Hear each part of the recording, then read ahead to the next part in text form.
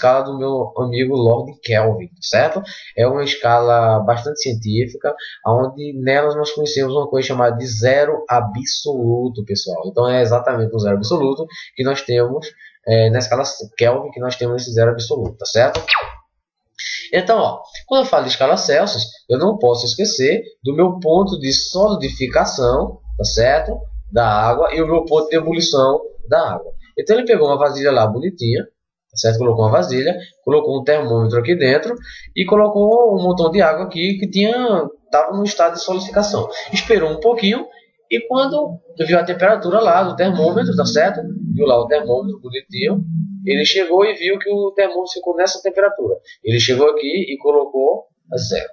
Tá? Depois ele pegou essa água, colocou um termômetro quando a água estivesse fervendo, no processo de ebulição, e quando ele percebeu, a água ficou a essa temperatura. Então ele chamou isso aqui de zero e essa parte aí de 100 graus Celsius. Então isso é a nossa escala. Então ele fala que o espaço, ó, você pode observar que o espaço entre a escala Celsius e a escala Celsius do ponto de solidificação da água e de ebulição da água é de 0 a 100. Então é dividido em 100 partes o que? Iguais, pessoal. 100 partes iguais, onde cada parte corresponde a 1 grau Celsius, tá? Essa é a escala que nós utilizamos aqui no Brasil, tá bom? E a escala Fahrenheit, que é normalmente utilizada lá nos Estados Unidos, nós temos uma variação de 32 Fahrenheit para 212 Fahrenheit. Aonde 32 é o ponto de solidificação da água e 212 é o processo de ebulição de quem?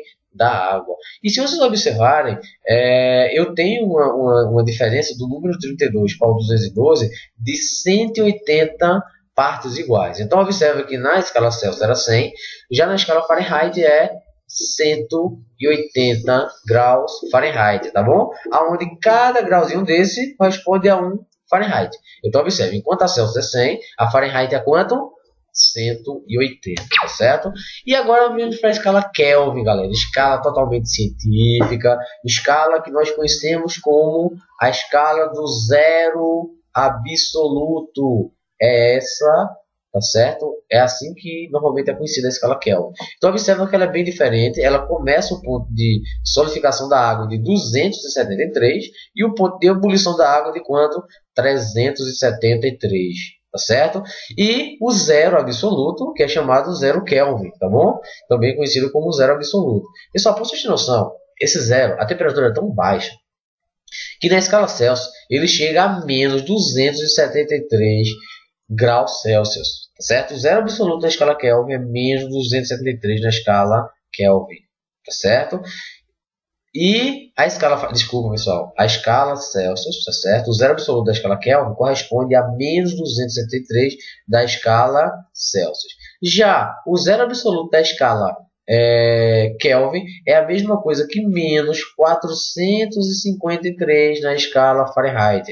Então observa que a temperatura é muito baixa. Hoje nós temos uma temperatura, sei lá, a menos, tá? Menos 80 graus Celsius, menos 70. A temperatura ela é muito baixa. Agora imagine você chegar a menos 273, galera, graus Celsius. Então a temperatura é muito baixa. Já chegou próximo, mas não chegou a zero absoluto. Então hoje nós consideramos que é impossível chegar ao zero absoluto, tá certo? E se vocês observarem, a variação entre 273 e 373 é exatamente de 100 partes iguais, onde cada parte corresponde a 1 Kelvin, tá certo? Então observa que a escala Kelvin, em relação à variação, ela é bem parecida com a escala Celsius, tá certo? Mas é diferente da escala Fahrenheit, que a variação da escala Fahrenheit é de 180, tá certo? E nós podemos fazer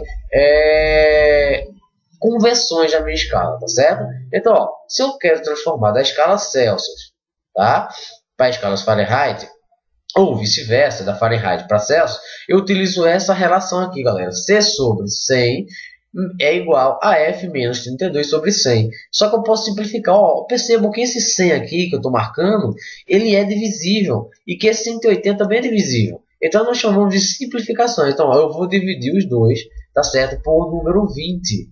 Dividir os dois por 20. tá? Se você dividir 100 por 20, vai dar o quê? Vai dar 5. E se você dividir 180 por 20, vai dar 9. Então fica C, tá certo? Sobre 5 é igual a F menos 32 sobre quem? Sobre 9. Então é uma conversão mais simples, mais fácil de trabalhar com números menores, tá? Se eu quero transformar de Celsius para Kelvin, tá certo? Ou vice-versa, eu utilizo essa outra relação, que é C sobre 100 é igual a K menos 273 sobre 100. Pessoal, percebam que todos os dois números aqui, 100 e 100, é divisível por 100. Não é isso? Se todos os dois são divisíveis por 100, eu vou lá e corto esses dois. Ó, eu cortei. Então vai sobrar só quem? C sobre C é igual a K menos 273. Então, ó, mais simplificado ainda. Tanto da Celsius para Kelvin como de Kelvin para Celsius, tá? E agora nós vamos fazer a conversão de Fahrenheit para Kelvin, tá bom? E vale salientar, pessoal, que essa variação aqui, de 100, é porque a parte inferior é a oscilação da minha escala. Então, observa, é o valor da minha escala dividido pela variação. Então, se a minha variação da escala Celsius é 100, então eu fico com 100 embaixo. Se a minha variação da escala Fahrenheit é 180, eu fico com quanto? Eu fico com 180, tá? Na escala Celsius não é 100? Na escala Kelvin também não é 100? Então, se eu tenho variações iguais, 100 e 100 eu só preciso cortar, tá certo? Facilitando assim meus cálculos. E na escala Fahrenheit, tá certo? Para Kelvin, ou vice-versa, de Kelvin para Fahrenheit, eu sei que a minha variação da Fahrenheit é de 100, tá certo? Então, ó, a minha escala tá errado aqui, pessoal. A minha escala Fahrenheit é 180, então fica, ó, F menos, deixa eu ajeitar aqui a caneta. Então fica assim, ó, F, tá? Menos 32 sobre 180, tá certo? É igual a K menos 273 sobre 100, tá bom?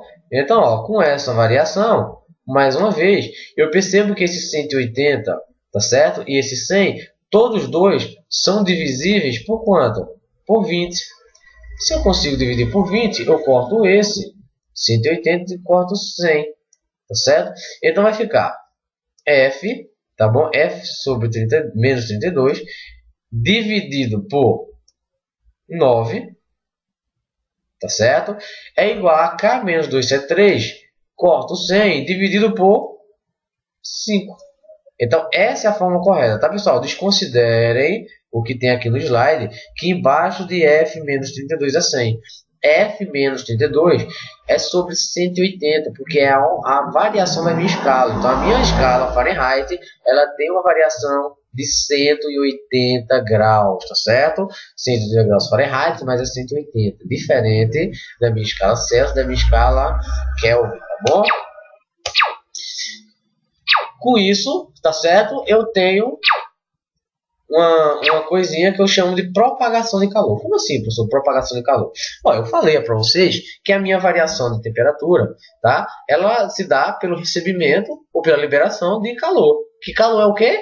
Energia em trânsito, não é isso? Então, assim, eu tenho objetos que eu chamo de bons condutores de calor, tá certo? Vocês sabem bem, se vocês forem pegar uma colher de madeira, tá certo? Você colocar no fogo, ela vai começar a se queimar e você fica segurando até quase ela finalizar, não é verdade? Se você pega uma colher de metal e coloca no fogo, aí vai esquentar sua mão bem rapidinho, não é verdade? Então, vê, esses bons condutores de calor é o que nós chamamos de os metais. Os metais, eles têm uma tendência muito grande de conduzir calor, tá? E os que não são tão bons condutores, nós chamamos de maus condutores de calor, que normalmente é quem? A madeira e a borracha, tá certo? Só que nessa forma, o calor ele pode ser transmitido por três formas, tá, pessoal? A primeira forma nós chamamos de condução. Como é essa forma de transferência de calor, de propagação de calor? Através de condução, galera. Ele transmite essa energia